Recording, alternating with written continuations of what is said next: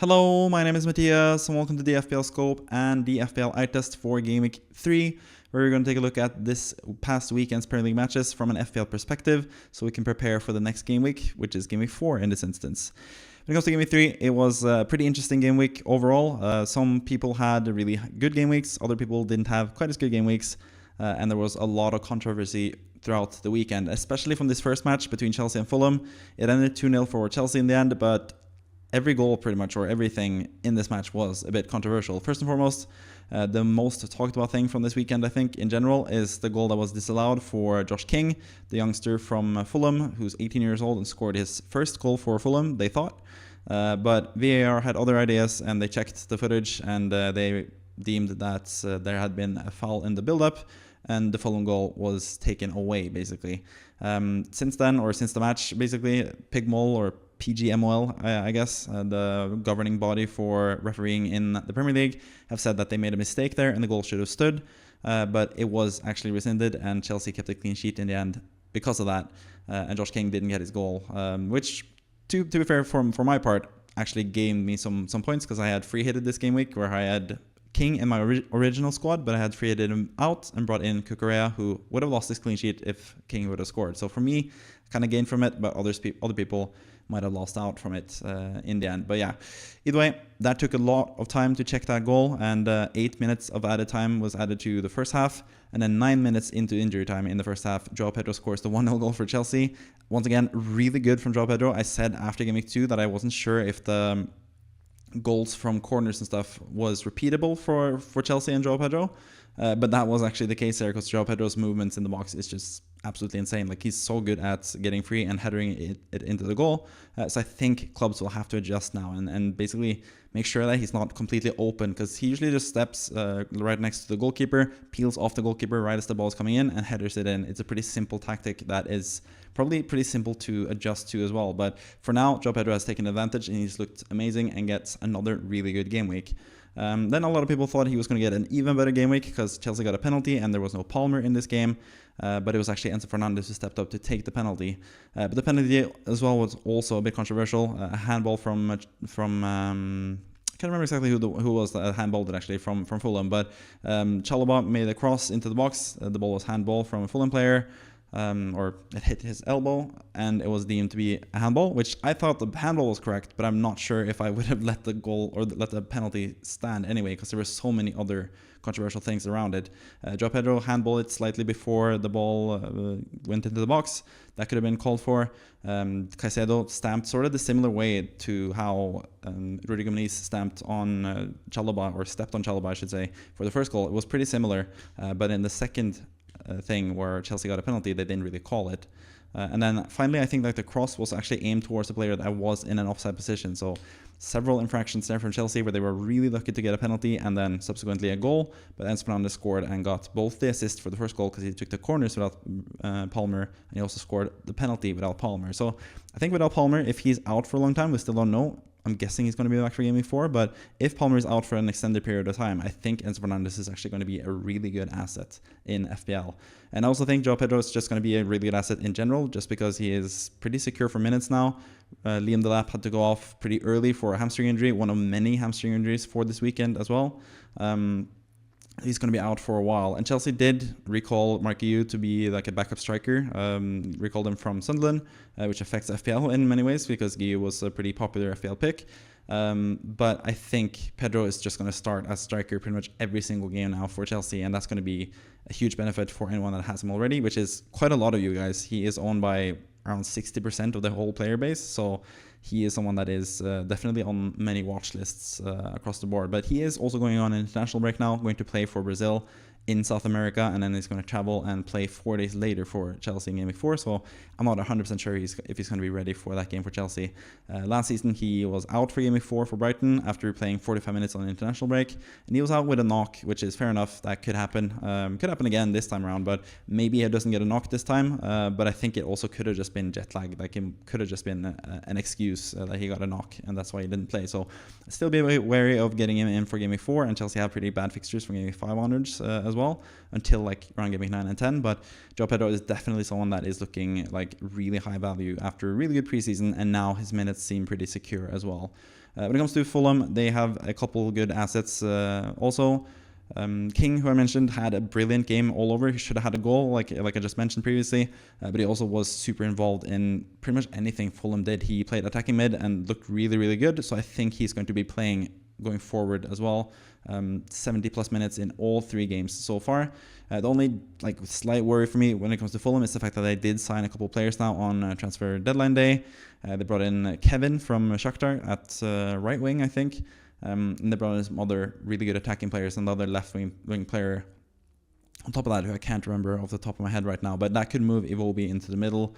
Who knows really how they're going to set up, but I think King has shown that he is someone that is going to get some game time at least for Fulham this season. So he's a pretty good asset for only 4.5 in FPL. That's a steal at that price, especially if he keeps playing 70 plus minutes like he has done so far. Because he has shown that he can get goals and assists eventually, even though he hasn't had a return so far. But yeah, I digress. Anyways, Joachim Andersen is also a really good asset for Fulham. He's a centre-back for 4.5 million, and he's shown already that he's pretty good at getting defensive contribution points. Got 10 defensive contributions this game, which means 2 points for him for the second game in a row. He gets to that 10 defensive contribution threshold to get 2 points. So he's a really good asset in the central defense of Fulham. So he's also someone to consider from that team. So yeah, some really good assets from both these teams. I think for Chelsea, defensively, they also look really good. Obviously kept a clean sheet for this game, even though they probably should have conceded with the goal that was disallowed. But they do have Cucurella and they do have Sanchez, who are pretty popular picks. Chalobah got actually 13 points. He had defensive contribution numbers in this game and also had bonus points and the assist, of course, for the penalty that he won with the cross. So Chalobah looks amazing at 5.1 now, as someone that is completely nailed in the Chelsea defense. Even when Levi Colwill comes back, Chalobah's going to play every single game for Chelsea in that central defense, I'm pretty sure. Tosin is going to be playing until Levi Colwill is back, most likely, and he's going to be back for a little while. So Tosin for 4.5 is also a bit of a steal at that price. So really good assets there. Can even mention Caicedo with 23 defensive contributions, which is amazing. That means 2 points from defensive contributions, and he is only 5.5, which is a decent price. He scored in game week 2, but he's not going to get that many points when it comes to goals and assists. It's mostly going to be defensive contributions, which he is really good at, as you can see from the numbers right there. But yeah, that is Chelsea against Fulham. Let's move on to the next game, and that is between Man United and Burnley. This was one of the main reasons that I did use my free hit in Game Week 3, which ended up going pretty well. But the one downside that I had for the free hit was the fact that I didn't select Bruno Fernandes. I sort of went against it because I thought he was going to just play as a defensive midfielder, basically. He was going to be off most set pieces with Mason Mount playing and then Bueno taking it from the other side.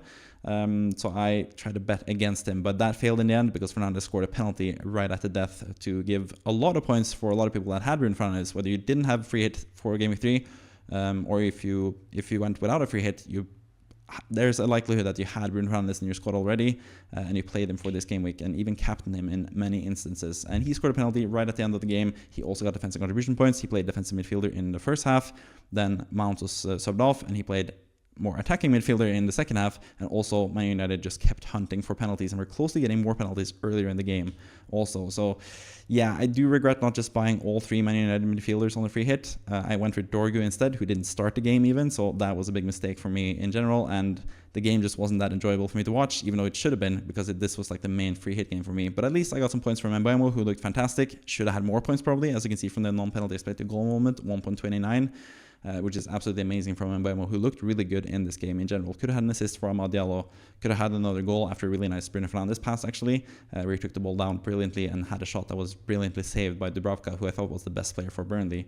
But yeah, Mbeumo and Fernandes both got 10 points each, while Cunha, who's one of the more popular transfers in for this past game week, he got injured really early. He started as a striker, played for like 20 minutes, and then he had to be subbed off injured with, again, a hamstring injury, which has been basically one of the themes of this weekend. I think hamstring injuries and really strange VAR decisions really painted Game Week 3 in a bad light overall, I think. But yeah, Cunha owners, unlucky, including myself on a free hit. I wish he had done better, but I think I should have just covered my bases with having 3 Man United midfielders. Because I said before the game week, I think 2 of the premium midfielders at Man United, or mid-price midfielders, I guess it depends how you see it. But I said that 2 of those 3 players, Cunha, Mbeumo, and Fernandes, would haul, and one of them probably would blank. And that was actually what ended up happening. So I should have just covered my bases at all three, but either way. But Man United won the match 3-2 by the goal from Bruno Fernandes. That was the game-winning penalty. Sealed 2 bonus points for Fernandes on top of the 5 points from scoring the penalty. So a huge swing for anyone, especially the ones that captain him.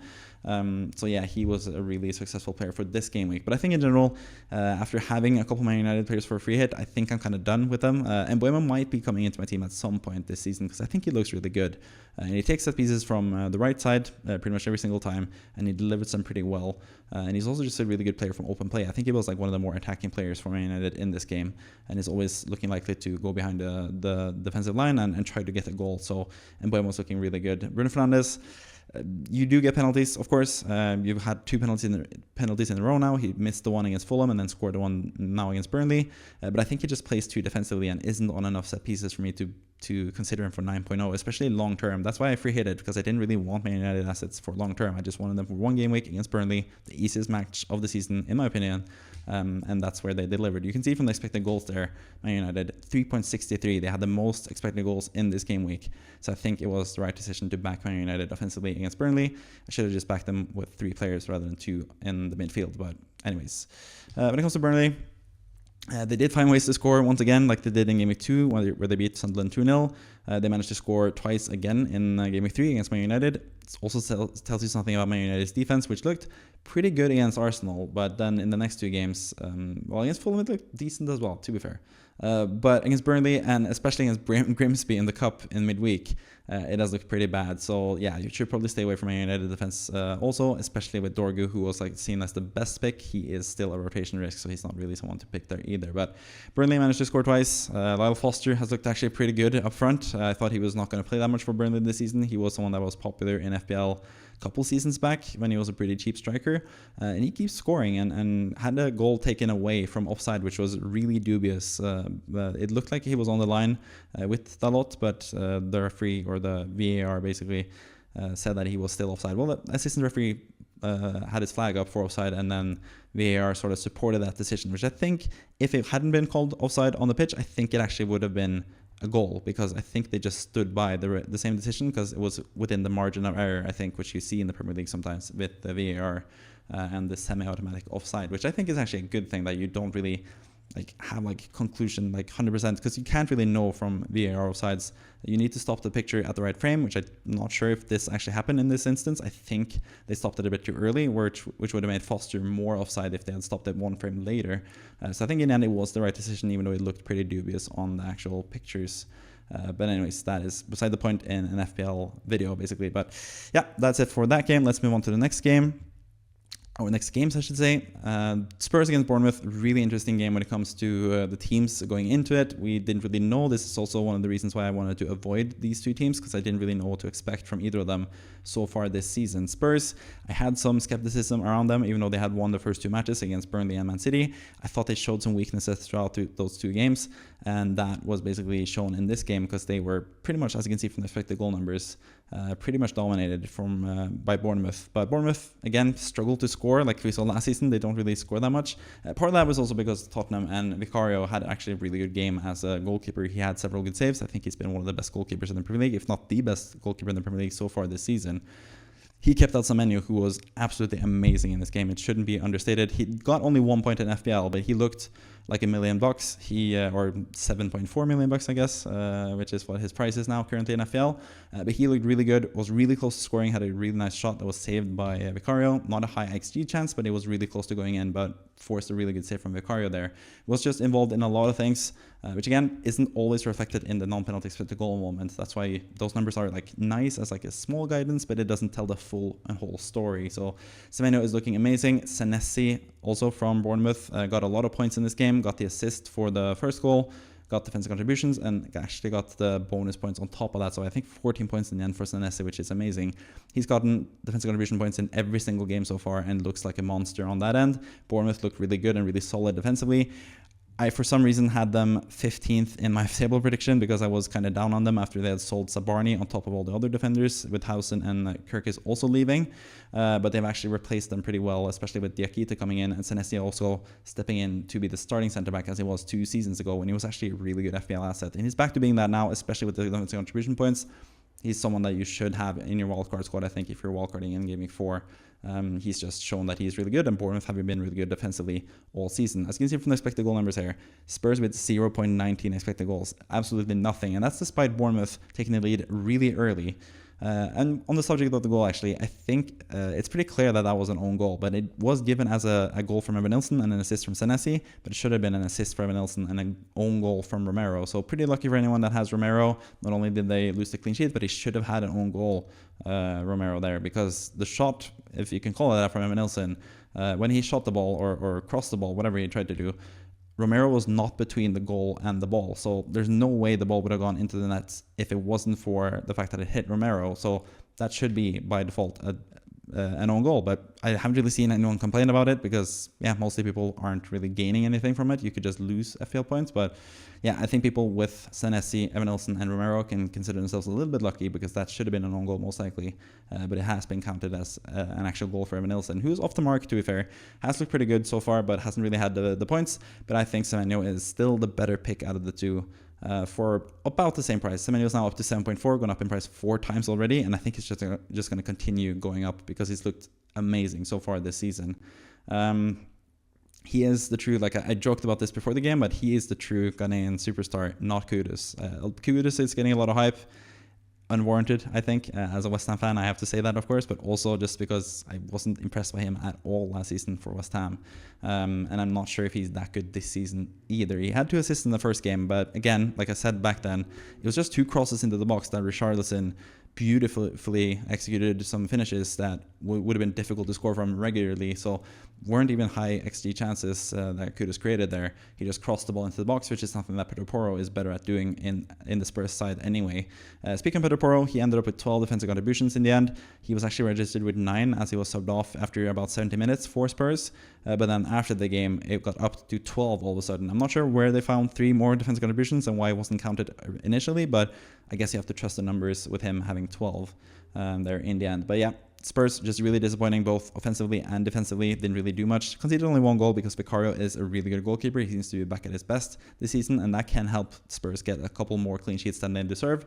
And that has sort of been the fact so far, I think, this season. But Bournemouth, the deserved winners in the end in this match. Let's move on to Wolves and Everton, where Everton have looked very different from what we expected going into the season. And we expect them to be a bit more of a defensive side, defensively solid, that are, under David Moyes, we expect them to be better, but they've looked really good so far, especially offensively. The addition of Jack Grealish, who's been potentially the best player so far in the Premier League, has been amazing. 2 more assists, 0.87 non-penalty expected goal moment from Grealish. He looks amazing.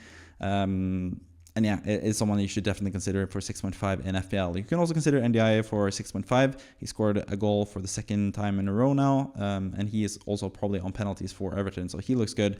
Beto started this game, which was a bit of a surprise because he looked really bad in the first 2 game weeks, but he was really good in this game, scored the opening goal, and was a really nice player for Everton.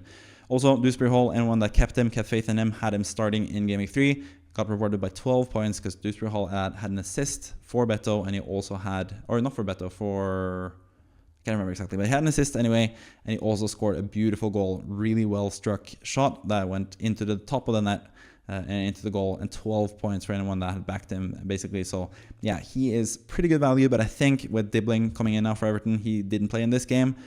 He's going to push Dewsbury Hall further back because I think Grealish and Yaya Dibbling is going to be the trio behind the striker for Everton. So I think Dewsbury Hall is going to play more central midfielder, which doesn't completely negate his value, but I think he's going to be more close to that 5.0 price point that he is now. Rather than playing as an offensive midfielder, he would be in more like a 6.0 type of asset or 6.5 type of asset anyway. But 12 points, amazing for him. Tarkowski also again getting defensive contribution points. Didn't get a clean sheet this time.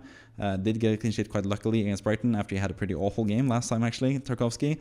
But I think, like, a lot of people have said, like, we need to recalibrate Everton. They're a really good offensive side, but not good defensively. But I think you have to take into account the fact that they don't have Jared Brantwaite, who is an England centre-back. He is fantastic. He's one of the best centre-backs in the league, in my opinion. I think he's a bit underrated.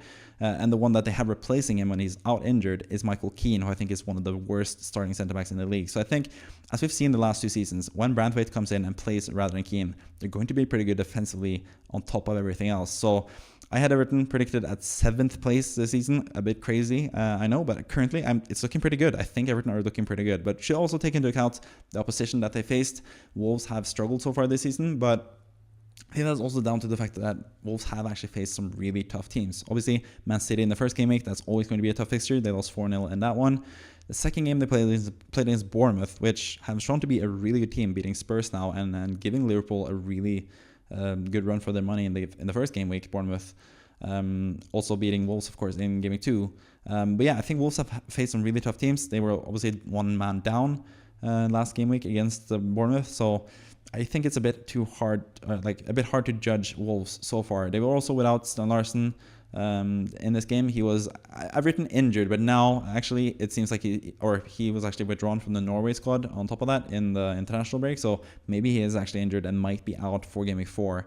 The latest news there is the fact that he could have been with the Norway squad and started to do light training right before the second game of the international break, but he still would be unavailable for both matches there. So I do think there's a pretty big doubt that he's going to be back for game week 4, but I think game week 5 is most likely with Stian Larsson. So it seems like he actually is properly injured and not just injured as I've written there, because he was trying to force a move to Newcastle, or was trying to make a move to Newcastle with Isak forcing his move to Liverpool, but instead it was Jan Vissa who forced a move to Newcastle instead. There's a lot of players trying to force moves nowadays, and I'm not a big fan of that, but that's beside the point anyway. But Wolves sort of fought back in this game. They equalized to 1-1 first in the game with Hwang Hee-chan, one of my favorites. If you've seen this channel, you'll know that he is Triple H, handsome Hwang Hee-chan. But yeah, he scored 1-1, and then Everton went up to 3-1 before Wolves then again scored a nice goal from Rodrigo Gomez, who is playing as a fullback. He's actually 4.5 in the game. I thought he was 4.0 for a little second and thought, like, if he starts playing at right wingback, he's going to be a great asset, but he is 4.5, so probably someone to stay away from there at that price. The one guy that a lot of people have had in from Wolves in the defense is Emmanuel Agbadou from Wolves. He came in halfway through last season and really impressed, got a lot of defensive contribution numbers, made Wolves into one of the best defensive sides in the league last season, but he's had a really big struggle the start of this season. He actually was at fault for the goal that Dewsbury Hall scored, because he passed the ball straight to an Everton player, and Everton just went straight up, and Dewsbury Hall scored from that mistake. So he's not had the best start to the season, but he is a really solid centre-back. I think it's going to come good eventually once Wolves' fixtures clear up a little bit and they face easier opposition, because like I said, I think they've faced some really good teams so far. We didn't really expect Bournemouth and Everton to be that good, but they are really good teams on top of facing Man City in the first game week. So yeah, with Stian Larsson coming back, they're going to be better. Whether that's game week 4 or game week 5, he's going to help Wolves improve offensively, which will also in kind make it easier for the defense to keep clean sheets later on in the season. So I think from game week 5 onwards, I think Wolves' assets are actually viable here with both Agbadou and Stian Larsson as options. When it comes to Everton, of course, Grealish and Ndiaye stick out. Dewsbury Hall for really cheap price is also good, and Tarkowski looks really good, especially once Brentford is back. That's going to be good for him, who is like a DEFCON monster, and I think defensively they're going to be pretty good. They are a good team, so they will keep more clean sheets just by the fact that they're going to be dominating more games than they did last season. So I think Tarkowski is going to be a really good asset eventually this season, but he has some pretty tough fixtures now. Still awaiting for the news of Brentford. We'll see if he's back for game 4 or game 5 or whenever, but when he's back, I think Everton's defense will look a lot better, and their attack is already on fire, as I've written there in the main takeaway. Next few games, Sunderland against Brentford. Sunderland again winning at home. I think this is showing, as you can see also with the Leeds result here on the other side, showing that the newly promoted teams are no pushovers, especially at home. So Sunderland have won 2 games at home to West Ham and Brentford. Granted, not the toughest opposition. They also lost against Burnley in game week 2. So I think that's tells you something about Sunderland not being like completely secure to keep their place this season. They might still very well go down, but they've started off with 6 points from 3 matches, which is amazing, better than what they could expect probably. But at home is also such a good atmosphere at the Stadium of Light. It's been such a long time since Sunderland were up in the Premier League, and it shows with the crowd, which is really into the games and really helping them at home in these matches. Brentford, I think, really disappointing game week for them in general after they impressed in game week 2 against Aston Villa. Yeah, I was pretty high on some of their assets after the Aston Villa game, but it turns out maybe it's just Aston Villa that are really bad because they also struggled this game week, as we'll get to eventually in this video. But yeah, anyways, Dango Ouattara was one of the more popular players after game week 2 because he scored against Aston Villa and looked really good, got defensive contribution points in that game as well. But he struggled a bit more in this game. He did actually score a goal that was disallowed, but again, it was slightly offside. The goal was given at first, but checking the VAR tape there, or VAR checking the tape there, it turned out that he was actually offside as the ball was passed through him, which was unlucky because he could have easily had a goal there. Really well taken goal. Also, like, he used his speed to get ahead of the defenders and then shot it past the goalkeeper with a really sneaky, nice finish from Dango. So I think he looks like a pretty good asset still, but Brentford did continue to struggle. But this game took a while to really explode, but it did towards the end. I think like 15 minutes before it ended, Brentford actually took the lead with Igor Thiago. They had missed the penalty earlier in the game. Kevin Schade was able to take the penalty, and he missed it after Igor Thiago scored in a penalty in the first game week. So I think he should probably stay on penalties, Igor Thiago, because the penalty from Schade was just awful. Yeah, pretty much. And if everything that you shouldn't do on a penalty, he did. It was almost as bad as Welbeck's against Everton last game week, but not quite as bad. So I think Igor Thiago should be back on penalties next week, and he's actually a really good asset now. With Wissa leaving Brentford, they haven't signed a new striker, so Igor Thiago is someone that you can definitely bank on to be your 6.0 type of striker there for this season. But yeah, Brentford do have tougher fixtures, and this was one of their easier ones, and they managed to lose in the end because Sunderland scored first a penalty with Enzo Lefebvre taking the penalty. He's a DEFCON winner this game week, also with 14 defense contributions and 2 DEFCON points. But he took the penalty and scored it, and then right at the end, in injury time, Isidore, who just became a dad the same week, I think his birthday was the same week as well, and then he scored the winning goal at home for Sunderland against Brentford. So beautiful end to the week for Isidore.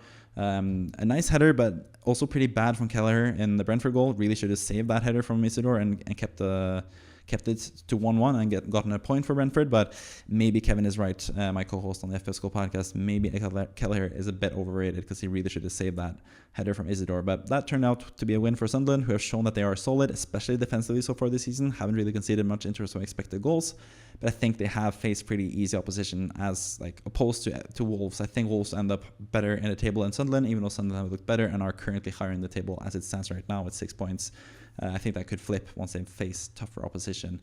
But anyways, 3 points is 3 points. You got to get them where you can get them, and Sunderland have done that against West Ham in Game Week 1 and Brentford in Game Week 3, so congrats to them. Brentford not looking as hot anymore. Damsgaard still looks pretty good, and their defenders are really good when it comes to defensive contribution numbers, at least. Collins and Vandenberg. Last game week, Brentford had 6 players with defensive contribution points. This time only 2, but Collins and Vandenberg have gotten defensive contribution points in pretty much every single game so far, both of them. So that bodes well if they can find some form defensively. But I do think they are struggling. I think they could go down again, especially with the strength of the promoted teams this season. Speaking of promoted teams, we have Leeds against Newcastle. This ended 0-0 and was actually a really boring game, so I'm not going to talk too much about it. Newcastle, for some reason, started with a completely different formation. I think it was down to Joe Linton being out for this game and injured. So they tried something new where they had a full back line, then they had Livramento as a wing back / winger.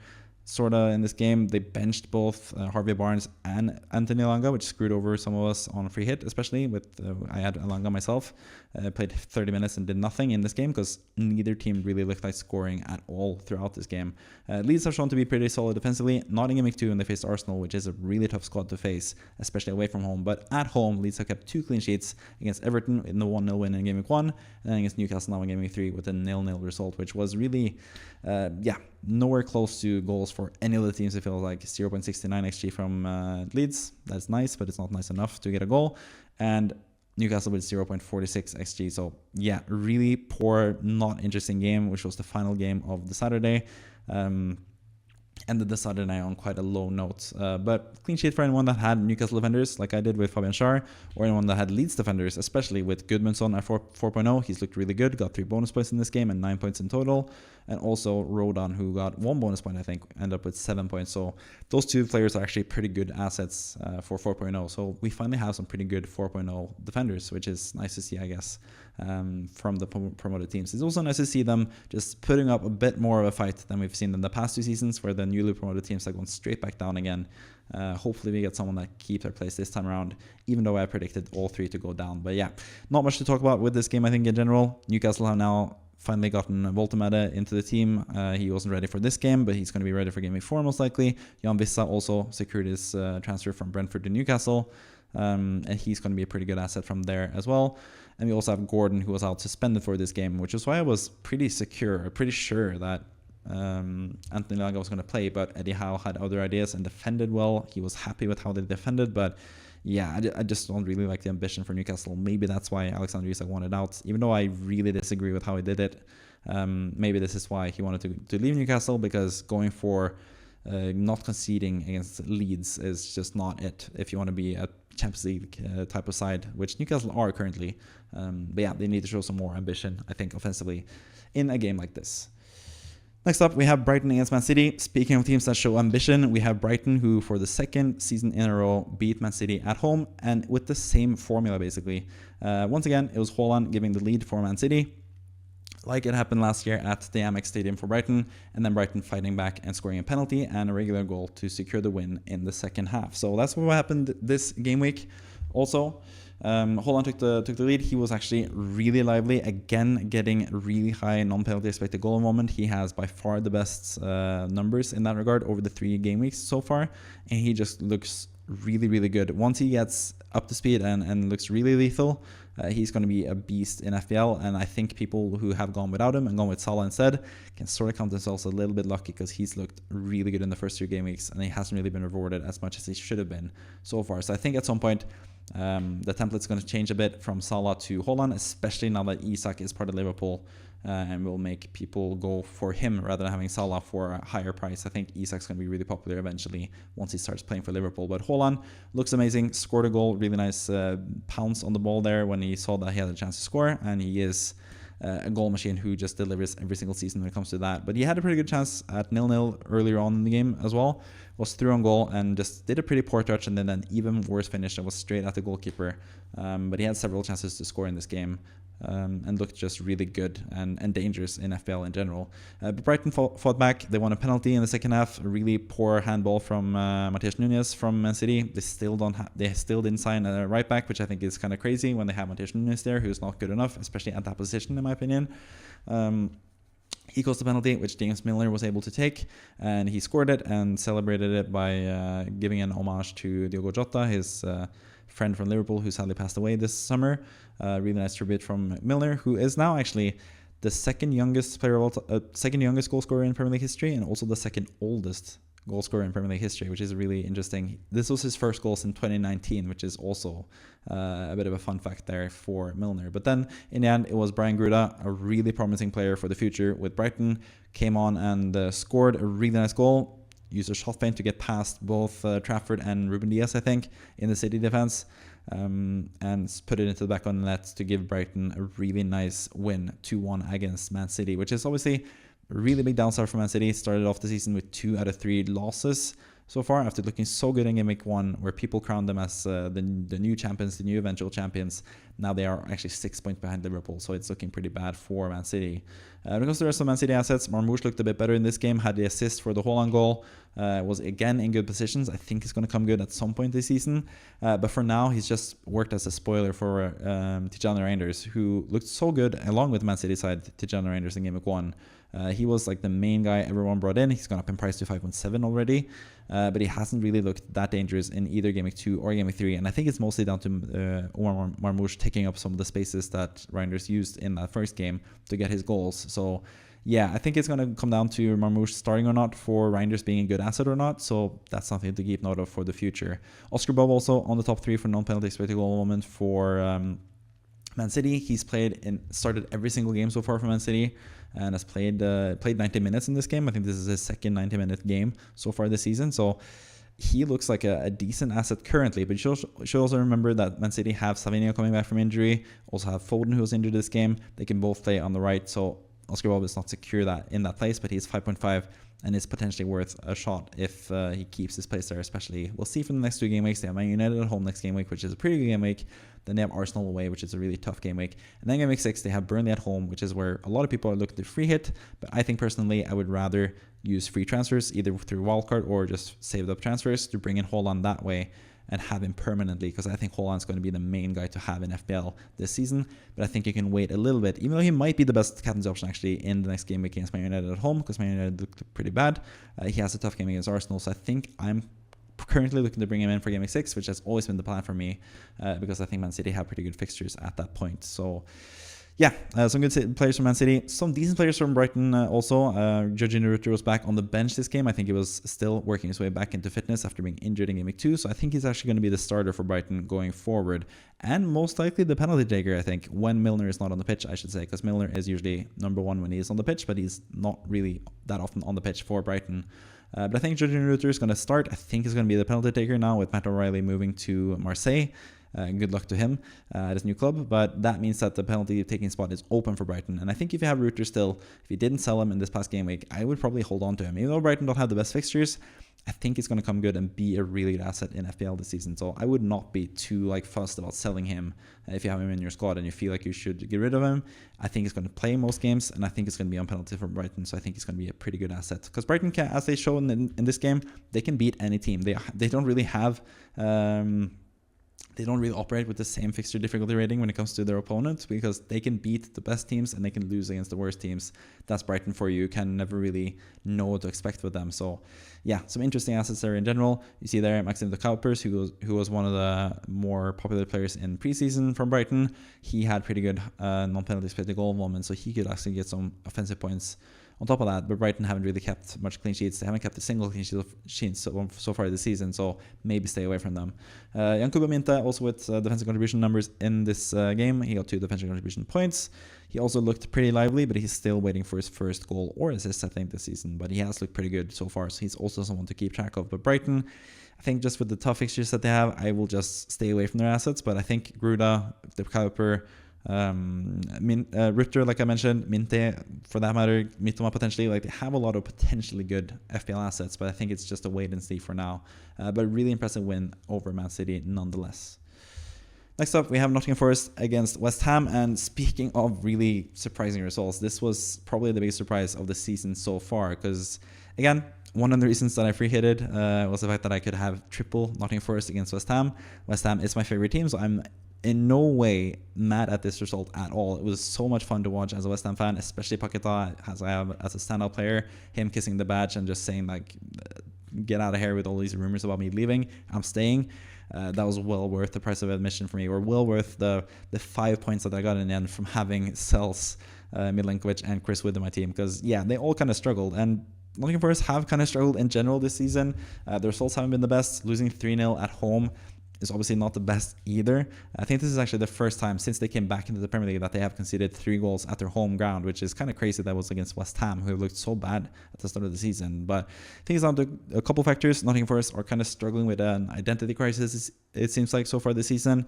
They brought in a lot of players that are more possession-based, which is kind of a big deviation from what they had last season working for them, where they were really solid defensively and had Chris Wood scoring goals. That worked out in Game Week 1 against Brentford, but now they've had 2 pretty poor game weeks. Well, they drew Palace last game week, which is still a pretty good result, but this game week they really struggled against a West Ham side that looked on course for relegation before this match. But for what it's worth, West Ham did make a lot of changes going into this game.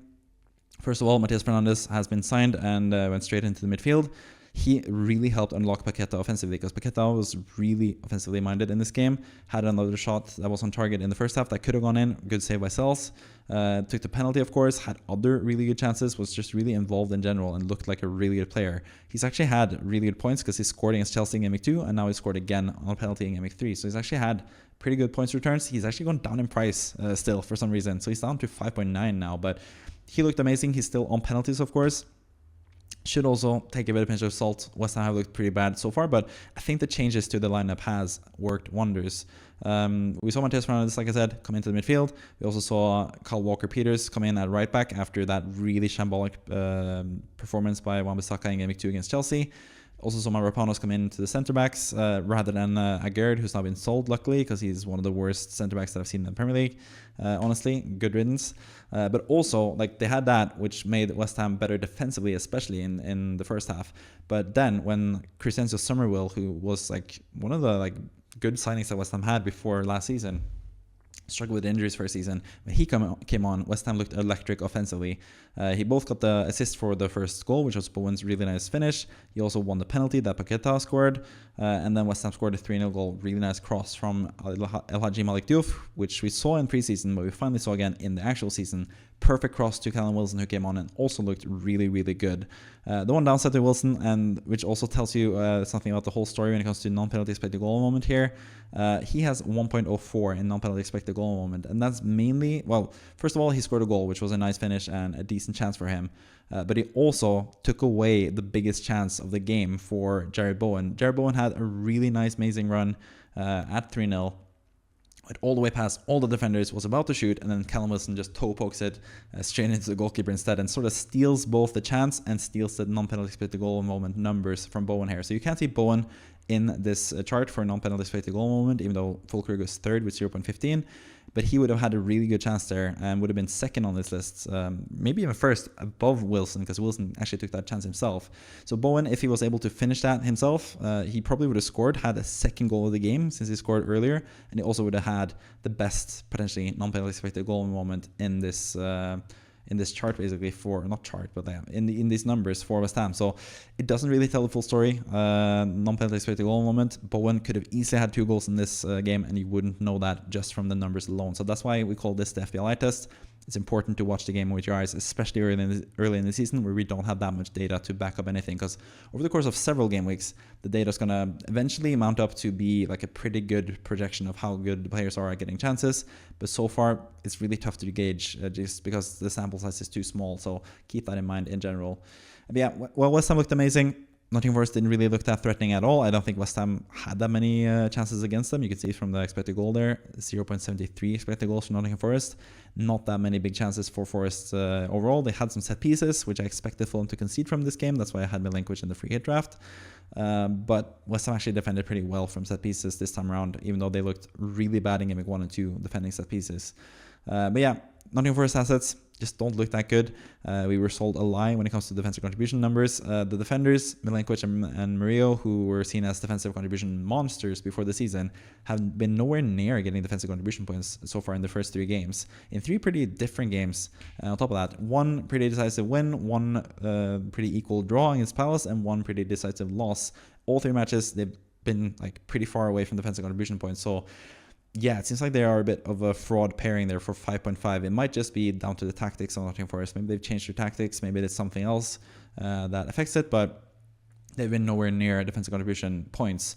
Someone that has been near defensive contribution points is the one that I have as a standout player, Elliot Anderson. For the 3rd game week in a row, he's at 11 defensive contributions, which means that he's been 1 defensive contribution away from in each game from getting those 2 additional points. So really close to getting 6 extra defensive contribution points, but instead he's still at 0, which is kind of crazy for Elliot Anderson, who was such a hyped up pick before the season, just simply because he gets so many defensive contributions. And he has done. He's gotten 33 so far, but it's not enough for a single defensive contribution point so far. So really bad luck for him. So I think he could come good in that regard. But I think also with Douglas Luiz coming into the side eventually, he didn't play at all in this game. I think he's going to be a starter eventually for Forest. They've had a lot of new signings. But if Douglas Luiz comes into the starting lineup and plays regularly, I think he's going to take away some defensive contributions from Anderson. And I also think he can take away some set pieces. So I'm not so sure about Elliot Anderson going forward. I don't think I would have him on a wildcard draft myself if I was wildcarding in game week 4. But yeah, and then finally, Chris Wood also blanked in this game after having a really nice game week 1. He's blanked in 2 game weeks in a row. And once again, he was subbed off pretty early, this time around like 70 minutes for Igor Jesus, who's the backup striker now, who looks pretty good, pretty quick, pretty different profile to Wood. And that is just like a pretty big negative that Wood doesn't play 90 minutes anymore. That was one of the biggest things with him. He played the whole game on penalties, but now if he's going to play 70 minutes only, has less chances of getting penalties. As we've seen in other games, there are a lot of penalties towards the end of matches, and also he's just going to have less chances to score, and he already had pretty few chances and actually took his chance as well. But yeah, he might be a bit more done as an FPL asset than I thought initially, because I had him as one of the main players to have if I was to wildcard in Game Week 3. And now I probably wouldn't have him in my wildcard drafts, even though they have 2 really good fixtures in Game Week 5 and Game Week 6, Nottingham Forest. But yeah, just have to watch for Nottingham Forest. Also at the left back position, they've signed both Zinchenko, who can play left back, and also another left back on deadline day. So either Neco Williams or Nico Williams or Will Aina could drop out potentially, but I still think they are going to be first choice. But yeah, a lot of things to worry about when it comes to Nottingham Forest and their players, but I probably would keep them regardless through game week 5 and 6 if I have them, because those are just two good fixtures to ignore basically. But yeah, the whole thing from the game, West Ham looked amazing. Paqueta, I didn't even mention that he got defensive contribution points, 15 defensive contributions this game, on top of having penalties, on top of playing the 90 minutes and looking electric, looking really good, back to his best self. And now he's staying at West Ham. He's settled, secure. He's here to stay, as I've written in the main takeaway. That was the main thing that I liked about this game in general. Just the celebration just brought me a lot of happiness in general. So I gladly took the point hit in FPL to see both West Ham and Lucas Paqueta thrive, because they both deserve it after a really tough last few years, honestly, and especially the start of the season being so tough. So really happy to see that as a West Ham fan, even though it wasn't really the best for FPL reasons. But anyways, fun game there with two teams that are really interesting in general and sort of on a bit diverging paths, it seemed like, potentially. But yeah. Next game, we have Liverpool's big day. This was the main event of the game week, not the final game, but it was the second to last game between Liverpool and Arsenal. It wasn't really the most fun game either, even less expected goals in this game than the Leeds Newcastle game. I did, for what it's worth, think that this game was more interesting, probably because it had more nerve and was more important, I think, for Premier League reasons. But yeah, two teams that pretty much nullified each other. Really hard to create any chances for either team, as you can see from the expected goal numbers. Not that many expected goals from either one of the sides. But the match was basically decided by a really nice free kick goal from Dominic Szoboszlai, who also was the only defensive contribution point getter from Liverpool with 14 defensive contributions. So a big day for Szoboszlai, but an even bigger day for Liverpool, who later on that day, deadline day I think, or yeah, either way, it got confirmed that Isak was going to go to Liverpool as well. So yeah, Liverpool looked like the big winners so far this season. They are top of the league, the reigning champions, 9 points out of 9, beating Arsenal, their biggest title rival, it seems like, in a game that was pretty even, but was decided by the free kick goal for Szoboszlai. Don't think there's actually too much to talk about when it comes to this game. Arsenal, again, looked solid defensively against Liverpool's super good attack. Salah was nowhere to be seen. I think that's the main point here. He's been pretty disappointing so far this season in FPL, and Arsenal just completely nullified him in this game, and most of Liverpool, honestly.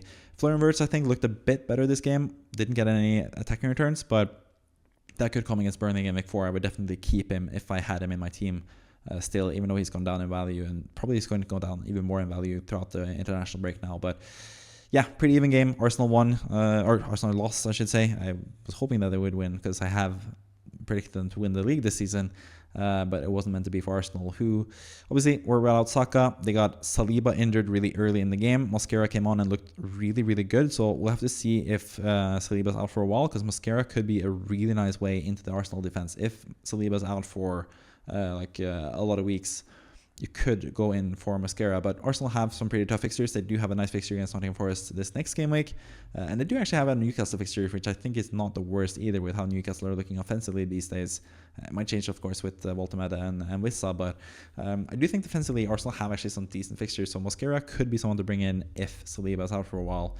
Other than that, Gabriel, also obviously a good candidate from Arsenal, but I think the tough fixtures doesn't make Arsenal a priority currently, either with offensive players or defensive players. A lot of people have brought in Gyökeres. I'm suspecting that he has gotten better numbers now, gotten an uptick after scoring 2 goals against Leeds, so his numbers in FPL review is probably better, and that's why a lot of content creators are going for him maybe. But if you were like me and you had him for game week 1 and captain him in game week 2, that would have been a better position to be in, I guess. But yeah, I got to be late to the party, I guess, sometimes, and miss the main fixture that he was there for against Leeds in game week 2, where he got 12 points. Gyökeres, again, doesn't look that promising when he doesn't get the correct passes and doesn't get the correct balls. He is someone that is...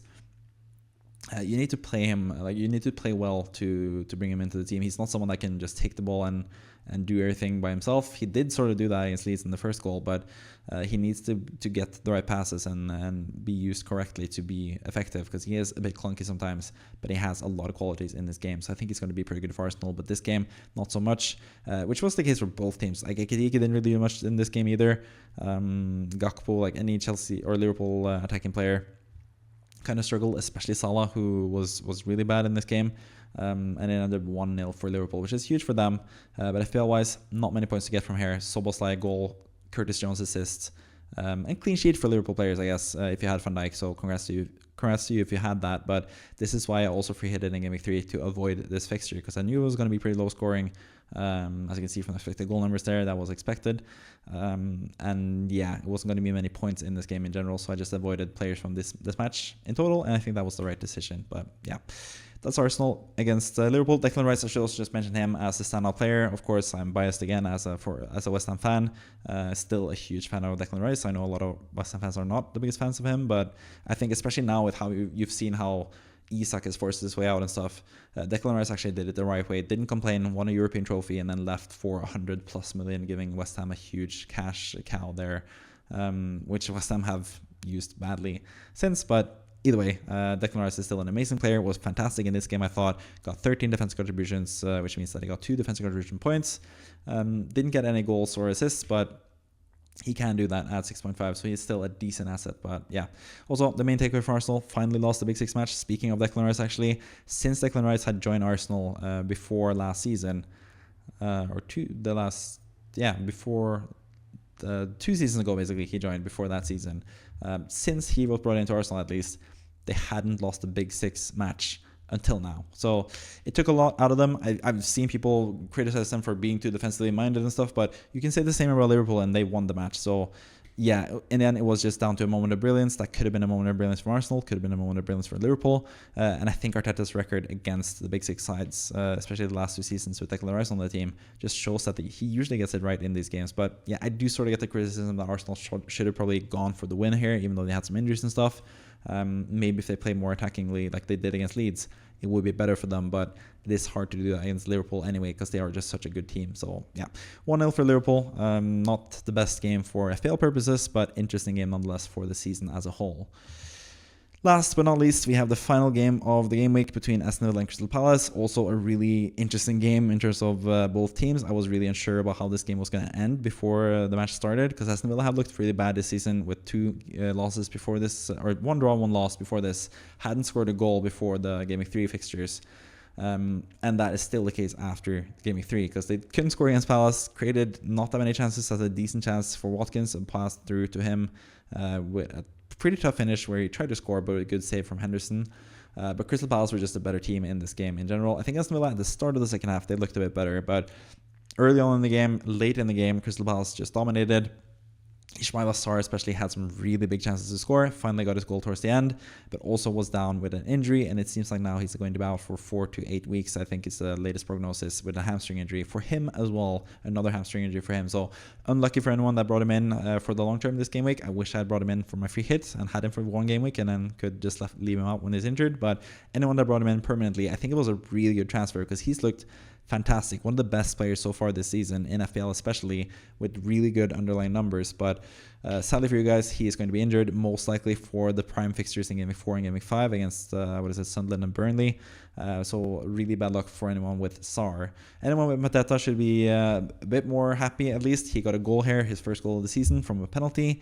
Also got a yellow card for kicking the corner flag, and a yellow card on top of not getting as many bonus points, system points from scoring penalties this season for strikers.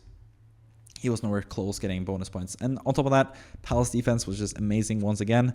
Munoz with defensive contributions. Richards also with defensive contributions. The one that I had in my original team and free hit it away because he faced Aston Villa away. I thought it was going to be a tough fixture for him, but I should have kept him, obviously.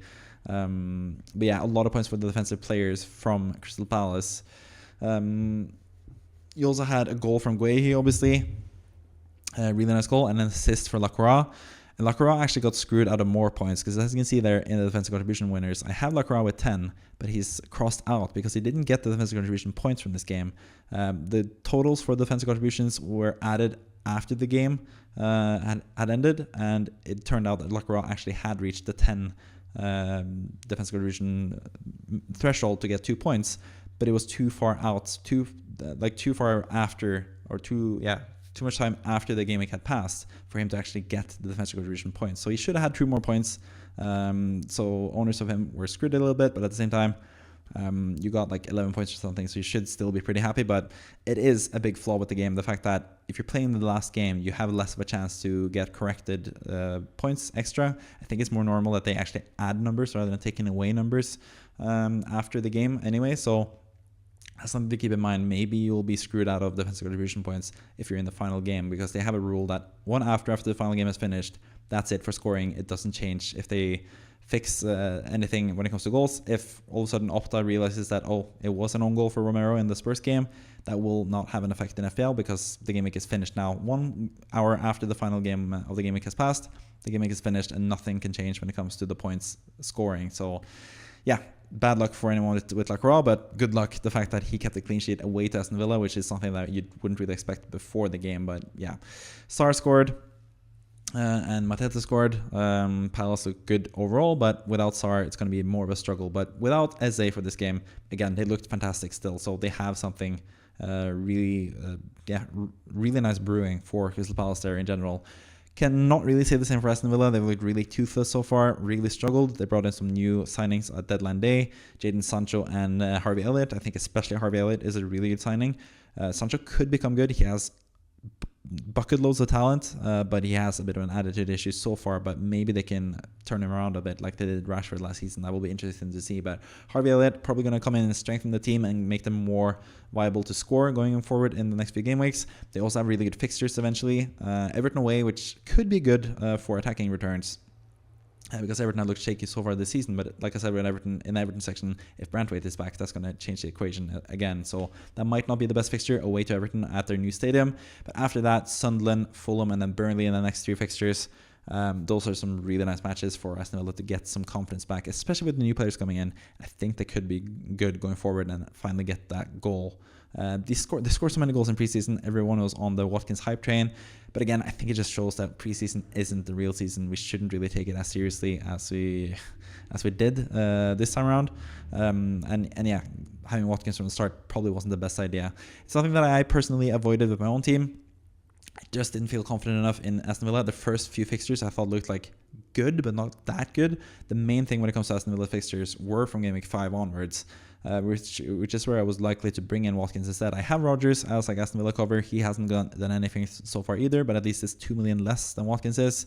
So I saved some money that way, and I do have the chance to double up eventually if I do have faith in Aston Villa. I'm going to watch them against Everton in game week 4 and see if they're any good in that game with the new players coming in and a lot of stuff and getting some international break and also getting past the transfer window. I'm going to see if they improve against Everton, and if they do, I might very well bring in Watkins from game week 5 onwards and have the double up, because I do think Aston Villa have still obviously great talent. They have great attacking talented players, but they just haven't been able to get anything going so far. They have a good coach in Emery. I don't really see why they should be so bad so far, but yeah, they've just really struggled against no matter which team. Newcastle, Brentford, Palace, 3 pretty different teams. They just haven't been able to figure it out, but I think they will do eventually this season, probably sooner rather than later with those easy fixtures. So I would not be too fussed. If I had Watkins, I would probably just stick it out, keep him, and see if he does anything in those next few games. But it is harder to do as someone that doesn't or does have them compared to someone that doesn't have those players in their team. But anyways, yeah, I think that pretty much wraps it up for this game week. Talk for about an hour, which is usually what I do on these videos, where I talk about 10 different games. So of course it's going to take some time to go through, but I hope you enjoyed it. Maybe you fast forwarded and went to some games that you were more interested in than others. That's perfectly viable to do that as well. But if you enjoyed the video in general, please like it and subscribe. Share it if you want to as well. I'm getting closer and closer to getting my first paycheck from YouTube, which will be really nice. So yeah, hope you enjoyed it. Thank you for watching. And I think with that, I'll just say I'll see you next time. Bye bye.